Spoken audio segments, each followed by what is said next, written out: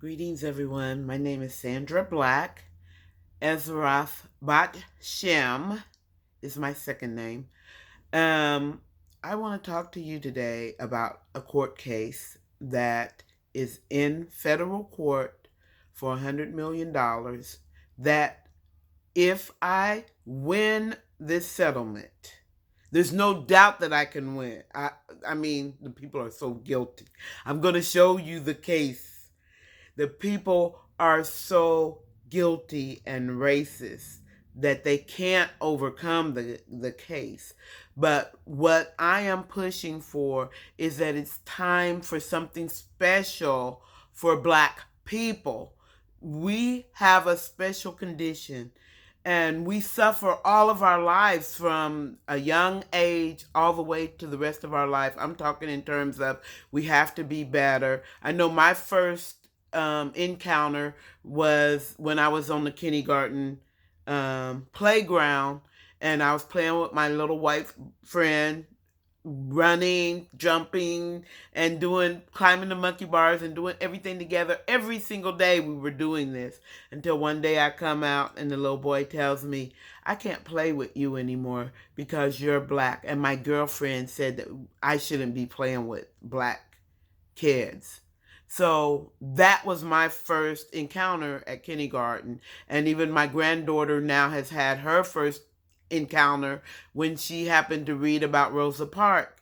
And it's on my channel because I felt so bad because there's nothing I can do to erase her history. That's our history. And she was reading the book and she was like, Mom, this is a dumb book. This book is not telling the truth. She says, Nana, it says that the lady was told to get off the bus for a white person. Nobody would do that. And I said, well, yeah, they will do that. That's something that these people have done in the past. So our situation, by the mere way the system is set up, is that we are a special people. So I'm asking for special damages for Black people and to set precedents. And that's the reason why I'm asking for $100 million. That I believe that even white people are tired of this. That's the reason why they can't stand Trump. Even though a lot of them do, there's a lot of them that don't. And so that's what I'm reaching out for. The lot of them that don't like the idea that Black people have to be treated different, that they have to go through a daily regimen of making sure that they change for whoever they're talking to whenever the situations come up. So this is the court case. Basically, what happened was my son looked like this. If you can see, he has dreadlocks. That's him holding his daughter that he claims, okay, because he loves the mother, okay? This is another picture so you can see. This is what my son looks like, okay? Now, on the day that I was targeted for an eviction, let me give you the letter of, I don't know if you can read this letter. It looks awful light.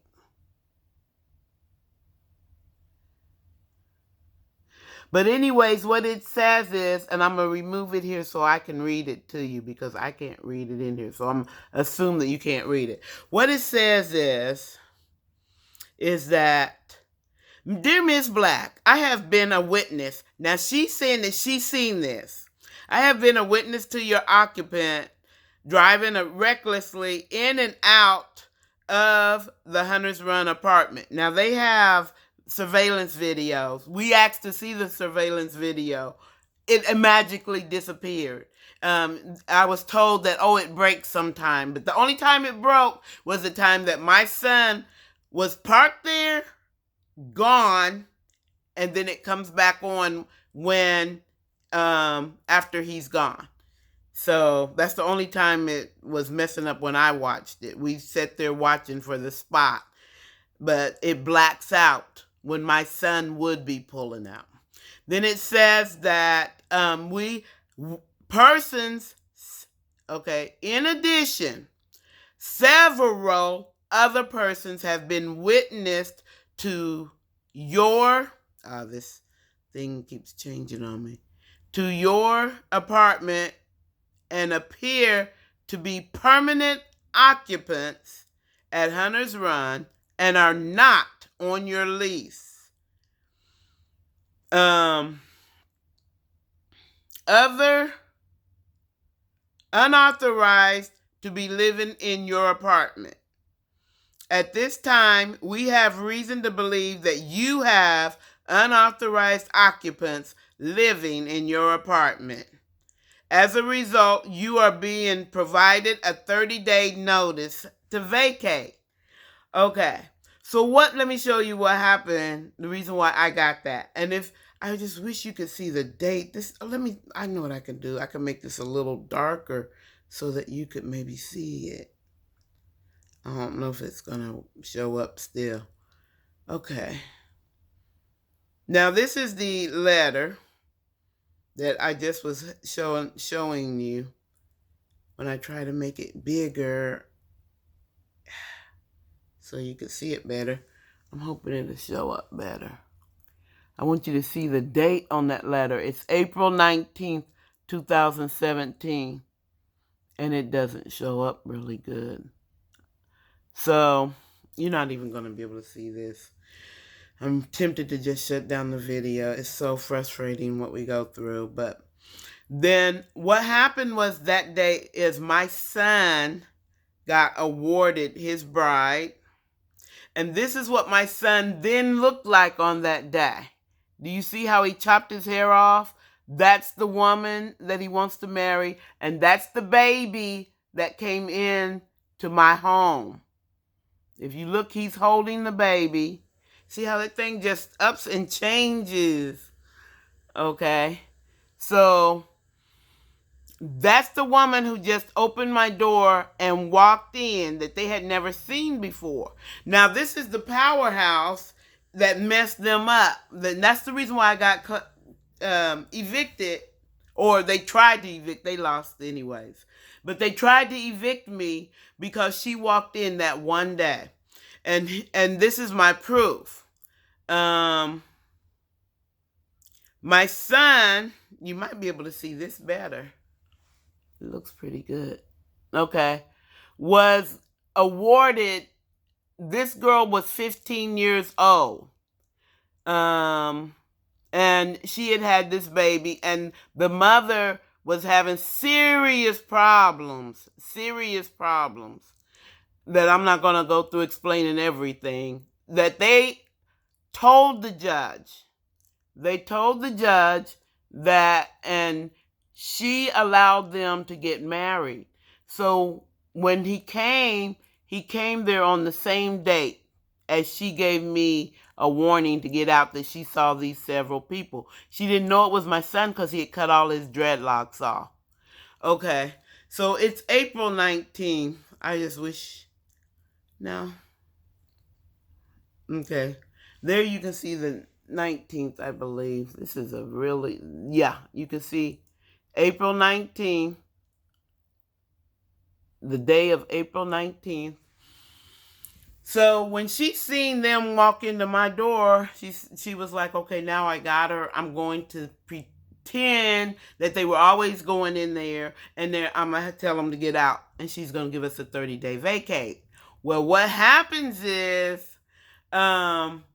because of the nature of the order to grant my son custody of this girl and her baby, you know that they couldn't have been there before. Because if they were living in my house, why go get an order? Why go get the court? You got the girl. You see? So that's what really messed them up big time. And now in federal court, you still see the same thing that is going on with the problem of biases. The court made up that my grandchildren were not on the lease and they were living in the house. Okay? All of the order from the lower court, because now I'm being evicted by them in the lower state court, the order tells them that my children were on the lease. They were saying that the court never heard the case. The order says they denied it, not dismissed it. But see, this is what happens when you're dealing with human beings, because the court is assuming there's absolutely no way a woman can be 100% a good tenant. You see? So, and there's no evidence. They're giving them nothing. The only thing that they're telling the court is, we didn't do it. We didn't do it. We didn't do it. They have no pictures, no videos. They didn't even I'm on Section 8. They didn't even tell Section 8 prior to this date that, look, we're watching this girl, that she's having people. Why not? Because there was never people. You see what I'm saying? They made it all up. So what I am hoping that I could get people to do is to share this video, and I would like to talk more about this case and more about the problems that we have with the system. If you look at the civil rights commissions, the EEOC, everybody thinks that, oh, okay, these agencies are there to help Black people. These agencies are there to be more of a support for the person that you're reporting discrimination against, because the laws are written so that it's very much so easier to say no such thing as discrimination. The laws, and that's the reason why even when it comes to getting a lawyer, you can't hardly get a lawyer for these type of cases. That's why I'm my own lawyer. I'm going through this all by myself, you guys. So my name is Sandra Black. You can look up the case. It's Sandra Black against Naomi Fried Richardson. Let me get a little water in my throat. Much better water. And let me give you pictures of them so that now I know that those are going to come up good. They better. Let's see here. So that you can see who these people are. They're not the best pictures, but I think you'll be able to see them. This is Naomi. This is the woman. She's like a Karen.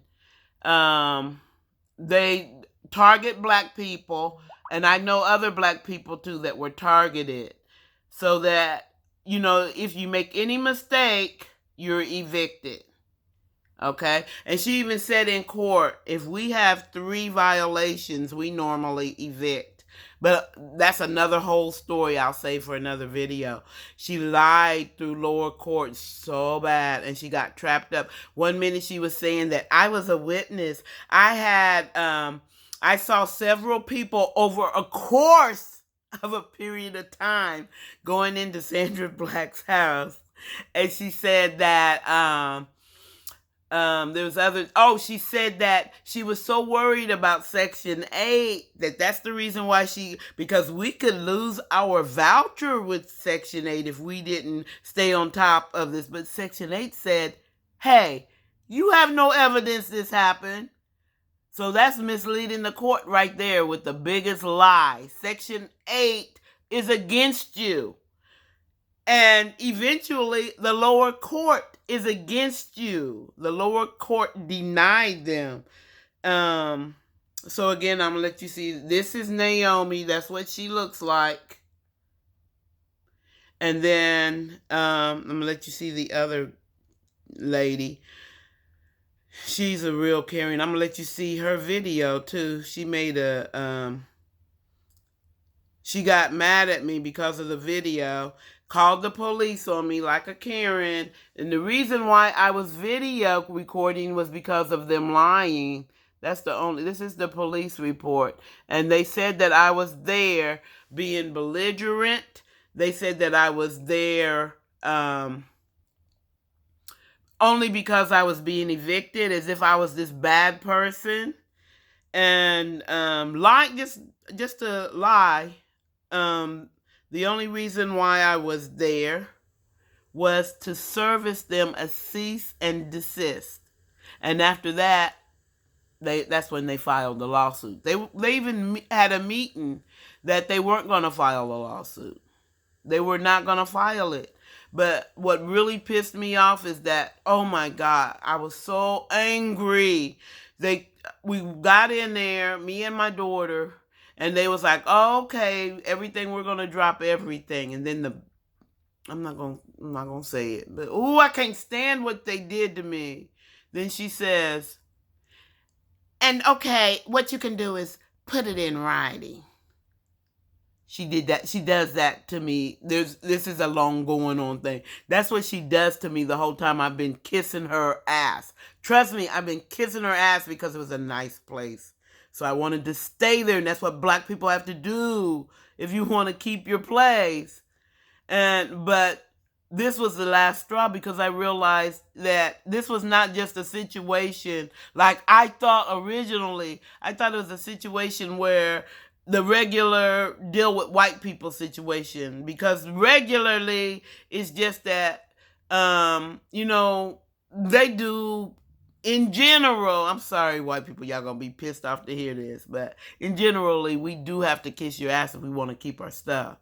And I wanted my stuff so bad. So all of the different things that she did, like when I first got there, now I know that's what they do. They start working you out as soon as you get there black. They start working you out with violations, because they do not like to keep black people there. Okay, there are black people that are there. There are some that manage to be long-termers. The only ones that I know of that got to stay under her with, and I don't know if they're getting violations. One is like very, very, very, very sick, and then the others are very much, you act like black people. You either drinking beer, they have their beer, their liquor, they're loud. Those ones can stay. The one that they brought to court to lie on me, they brought one to court to say that she saw my dog relieving itself all over for a violation that she had given me.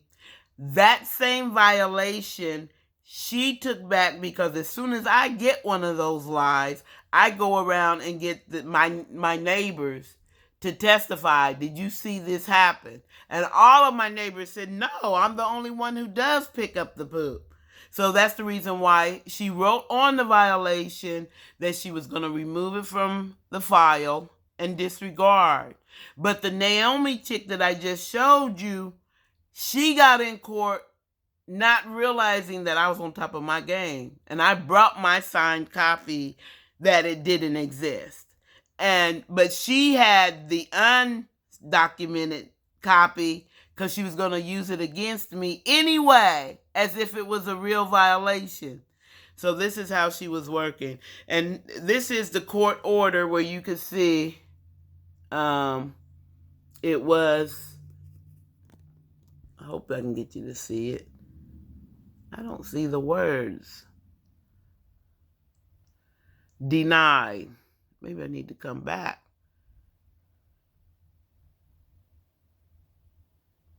I'm going to pick up the phone and hold it, and maybe it'll come in clearer. Because you can see it's court filed, but it doesn't come in clear. I'm sorry. Anyways, the court denied it because it was so ruthless. And it shouldn't have never even come to court, because I gave all of my evidence in the cease and desist, and I shared the cease and desist with the court for them to, not be able to continue. But I still had to go through court and prove all of this crap that they were doing to me. And then now I'm in federal court 3 years later.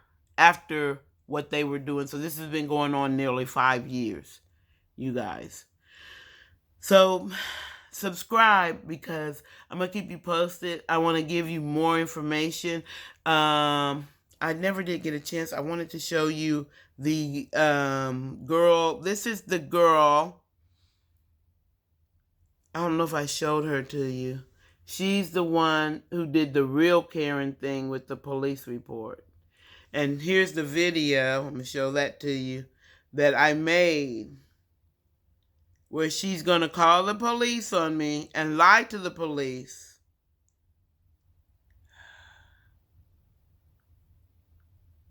Looks like this doesn't. Oh, and it's not going to work. I don't understand why. Let me see, did I pick it up wrong?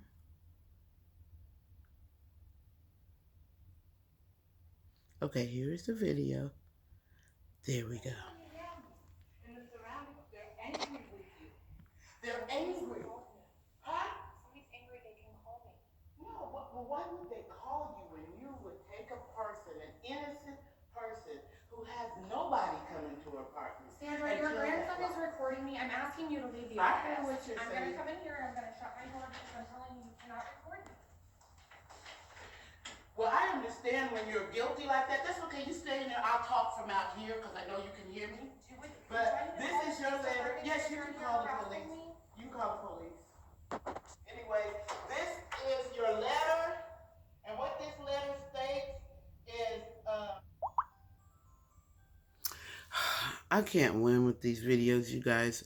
Anyways, I'm going to try to start doing more videos and sharing a lot more about, like with the civil rights, the EEOC, they are actually on the side of the corporation. So when you go to them and the law makes it that you have to go to them to get a lawsuit, they are now another testimony for the other side.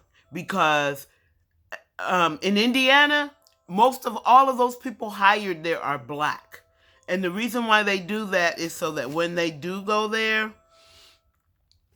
when you go there, it's going to be automatic that that's not discrimination. Oh boy, I was just stop it. Cut this. Okay. There, got it stopped that way. But yeah, when you go there, they are witnesses for the corporation, not for you. And that's what Indiana Civil Rights Commission did. When I first wrote up my complaint, I knew I was in big trouble. Well, I've been through this so long now because I'm like almost 60 years old. I'm a graduate of Tuskegee University. And I graduated with a degree in chemical engineering. So working as a black chemical engineer, all I ever experienced was discrimination. The entire 10 years, I had 3 different jobs where I tried to make it. I wound up going out on disability at the age of 37 because the suffering was just so great. And unfortunately, I had a physical body that the more I was under stress, the more my kidneys and my blood pressure, my kidneys would fail and my blood pressure would go sky high.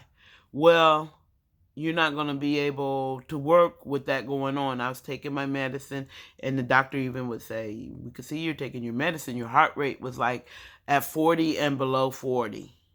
And we can't give you any more blood pressure medicine. My blood pressure with my heart rate at 40, taking all of this medicine, is over 180, over 170. Okay? And I was like 30 some years old, and so my doctor is telling me, you're not going to see your 40th birthday. If you don't probably live, you're going to have to live disabled because of that situation. So that's what happened. And that's why now I get to be living a impoverished life because I'm not allowed to work.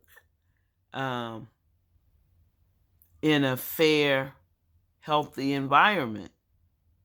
So, and I've even tried working a regular job, and it's just so stressful because it shouldn't have to be like that. And what I did was I gave up.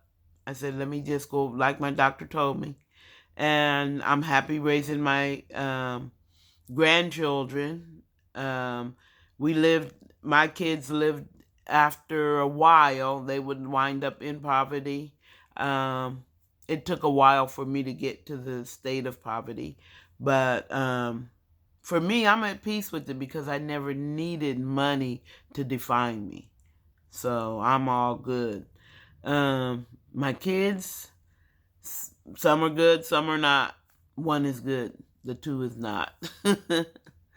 And they watched me be destroyed by our society just because I didn't have money, just because I didn't work. And so that's another long story to go through too. They took my mom away from me, and gave her to my brother who hated her.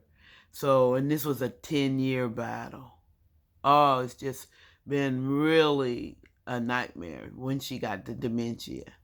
Um, Even though I was the one who was always in her life, I was the one who she wanted to take care of her.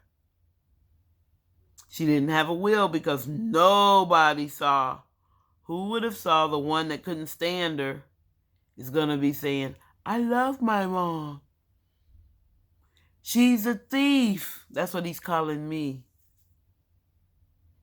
She's trying to rip my mother off. So, yeah.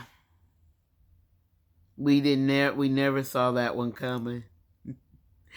And we got over that one, and then the landlord pulls off what she pulls off. And see, my kids are watching this. They know me. They know I pay my rent on time. That's what messed them up too.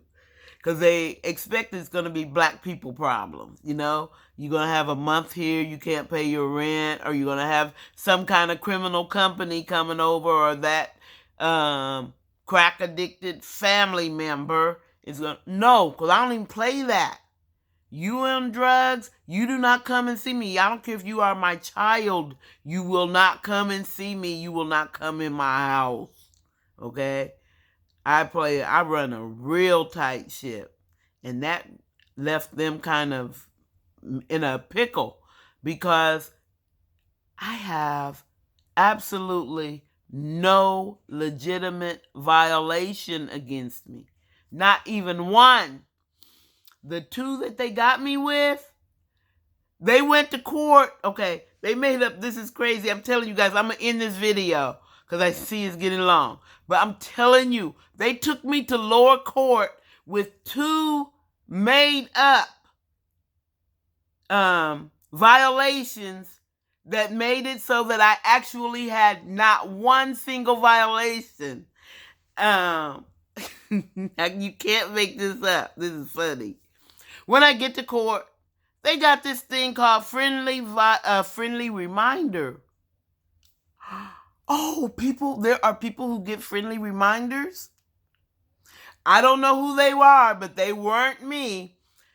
They got me for having my blinds messed up and didn't get them fixed. And they got me for my sign where I was trying to get help for my mom. That's all it was about. It was called Mother Enslaved. It was a website. And what I was trying to do is to get this court.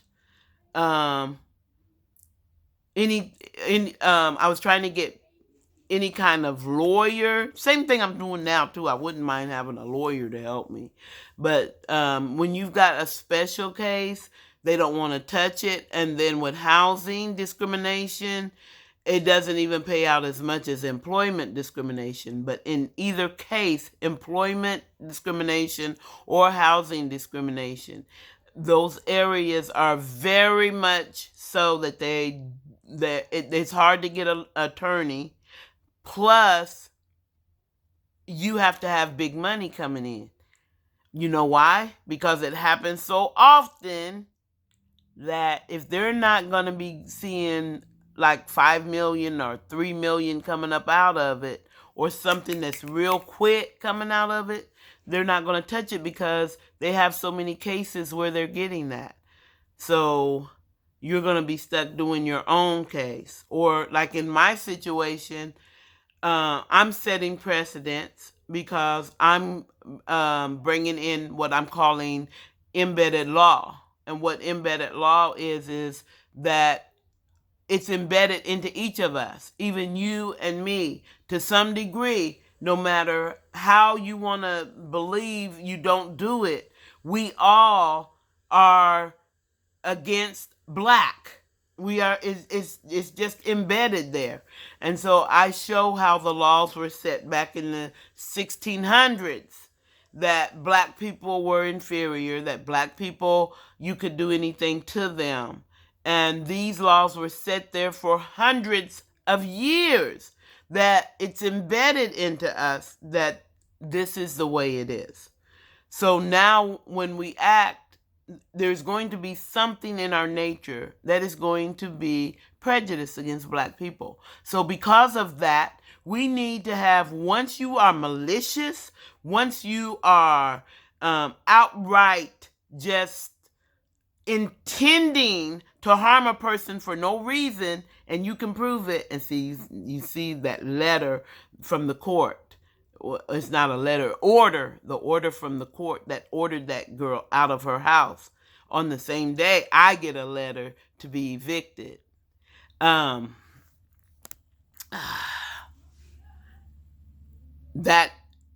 proves that they did exactly that. You know, you're taking my home from me just because you can. And then I gave you a cease and desist. Stop.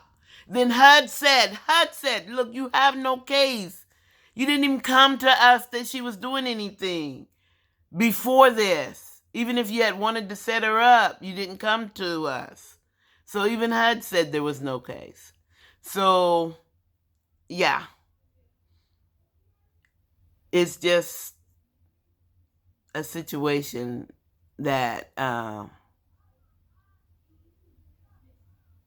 if I can get people to share this, and hopefully I would like to get an attorney to help me with the case, but if not, I'm fighting it all by myself.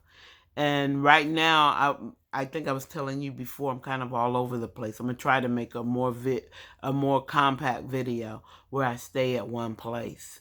But yeah, this video is getting long. I just want you guys to know that the way the system